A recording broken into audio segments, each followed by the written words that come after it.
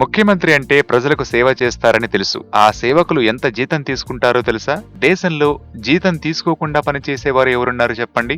దేశంలో అన్ని రాష్ట్రాల ముఖ్యమంత్రుల్లోనూ సీఎం కేసీఆర్ జీతమే టాప్. అక్షరాల నెలకు 4,21,000. ఆర్థికంగా ఉన్నత రాష్ట్రాన్ని అంత మొత్తంలో తీసుకుంటున్నారట. నెంబర్ 1 సీఎం ఆ మాత్రం తీసుకుంటే తప్పేంటని టీఆర్ఎస్ నేతలు కూడా సమర్థిస్తున్నారు. ఇక ఎమ్మెల్యేలకు తక్కువేం లేదు, నెలకు 2.5 లక్షల జీతం తీసుకుంటున్నారు. ఇక 2 రాష్ట్రాల విభజనతో ఖజానా ఖాళీ అయిందని చెబుతున్న ఏపీ సీఎం చంద్రబాబు నాయుడు కూడా తక్కువేమీ తీసుకోవట్లేదు. 2,40,000 రూపాయలతో దేశంలో అధిక మొత్తంలో తీసుకుంటున్న ముఖ్యమంత్రుల జాబితాలో 3వ స్థానంలో ఉన్నాడు.